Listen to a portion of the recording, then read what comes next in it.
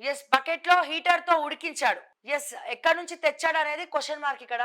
ఆ కత్తిని ఏం చేశాడు అనేవి తెలియాల్సి ఉంది. మృతదేహాన్ని పొద్దంతా నరికాడు. అసలేం జరిగిందంటే కొన్నాళ్ల క్రితం బంధువుల ఇంట్లో జరిగిన వేడుకలో మాధవి తల్లిదండ్రులు తనతో వ్యవహరించిన తీరును గురుమూర్తి తీవ్ర అవమానకరంగా భావించాడు. అది మనసులో పెట్టుకొని అవకాశం దొరికినప్పుడల్లా మాధవితో గొడవ పడేవాడు. సంక్రాంతికి ఇద్దరు పిల్లలను భార్యను వెంటబెట్టుకొని నగరంలోనే ఉండే తన సోదరి ఇంటికి వెళ్ళాడు. పండగ అక్కడే జరుపుకున్నారు. బడికి సెలవులు కావడంతో పిల్లలను అక్కడే వదిలేసి అదే రోజు సాయంత్రం గురుమూర్తి మాధవి ఇంటికి తిరిగొచ్చారు. మర్నాడు అంటే 15న రాత్రి మద్యం మత్తులో బాధతో 15న రాత్రి మద్యం మత్తులో భార్యతో గురుమూర్తి గొడవపడి కొట్టాడు. ఆమె విసురుగా కిందపడి అక్కడికక్కడే మృతి చెందింది. కొట్టేసరికి గోడ గుద్దుకునేసరికి మరి అక్కడ తను చనిపోయి ఉందట. కంగారు పడిపోయిన గురుమూర్తి తాను పట్టుబడకుండా ఉండేందుకు మృతదేహాన్ని మాయం చేయాలనుకున్నాడు. ఇందుకోసం యూట్యూబ్లో రాత్రంతా వీడియోలు చూసి ఓ నిర్ణయానికి వచ్చాడు. వారిని ఆఖరికి దీనికి కూడా యూట్యూబే వాడినవారా నాయనను? దండంరా స్వామి నీ సైకోయిజానికి.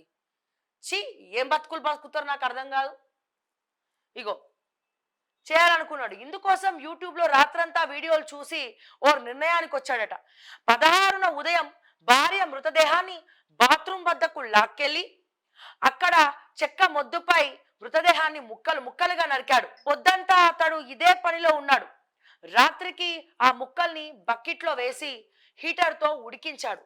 అనంతరం వాటిని మూటగట్టి మీర్పేట్ పెద్ద చెరువులో వేశాడు. ఇంటికి తిరిగొచ్చి ఎలాంటి ఆధారాలు దొరకకుండా ఇల్లంతా శుభ్రం చేశాడు. ఇంటి యజమాని తన కుటుంబ సభ్యులతో సహా బెంగళూరులో ఉండటం, తన పిల్లలు బంధువుల ఇంట్లో ఉండటంతో గురుమూర్తికి అనుకూలించింది. 17న అత్తమామలకు అతడు ఫోన్ చేసి తనతో గొడవపడి మాధవి అలిగి ఇంట్లో నుంచి వెళ్ళిపోయిందని నమ్మించాడు. అదే రోజు మెదక్ జిల్లా తూప్రాన్ మండలం దుండుపల్లిలో ఉంటున్న మాధవి తల్లి ఉప్పాల సుబ్బమ్మ మీర్పేటకు చేరుకుంది. అల్లుడితో కలిసి బంధువుల ఇళ్లలో, తెలిసిన వారి ఇళ్లలో వాకబు చేసిన ఆమె జాడ తెలియరాలేదు. 18న అల్లుడితో కలిసి మీర్పేట పోలీస్ స్టేషన్కు వెళ్ళి ఫిర్యాదు చేసింది. అదే రోజు పోలీసులు మిస్సింగ్ కేసు నమోదు చేశారు. సీసీ ఫుటేజ్ని పరిశీలించిన పోలీసులను గురుమూర్తి చెప్పినట్లుగా మాధవి ఇంట్లో నుంచి వెళ్ళినట్లు ఎక్కడా కనిపించలేదు. అనుమానంతో అతడిని అదుపులోకి తీసుకొని విచారించగా తానే చంపినట్లు ఒప్పుకున్నాడు. అయితే మాధవిని హత్య చేసినట్లు బలమైన ఆధారాలు లభించకపోవడంతో బ్లూరేస్ టెక్నాలజీతో ఇల్లంతా జల్లెడ పట్టారు.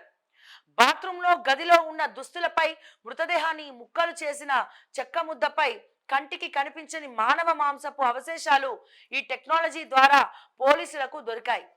ఈ మేరకు శాస్త్రీయ ఆధారాలను సేకరించి ఫోరెన్సిక్ ల్యాబ్కు పంపారు. నిందితుడు గురుమూర్తిపై హత్య కేసు నమోదు చేశాడు. శనివారం అతడిని రిమాండ్ చేసే అవకాశం ఉన్నట్లు సమాచారం. అతడిచ్చిన సమాచారంతో మీరిపేట్ పెద్ద చెరువులో వెతగ్గా మృతదేహానికి సంబంధించిన భాగాల ముద్దలను పోలీసులు గుర్తించినట్లు కూడా తెలిసింది. చాలా చాలా చాలా చాలా బాధాకరం. ఏ కీలుక ఆ కీలు నరికి మాధవిని ఎట్లా హతమార్చిండో అట్లనే హతమార్చాలి. ఇటువంటి చెప్తున్నా కదా, ఈ రోజుల్లో ముళ్ళుని ముళ్ళుతోటే తీయాలి, వజ్రాన్ని వజ్రంతోనే కొయ్యాలి. ఇవి చూసి ఇంకొంతమంది తయారవుతారు, ఇంకొంతమంది నేర్చుకుంటారు. చాలా ఏం చేయాలి ప్రజలారా?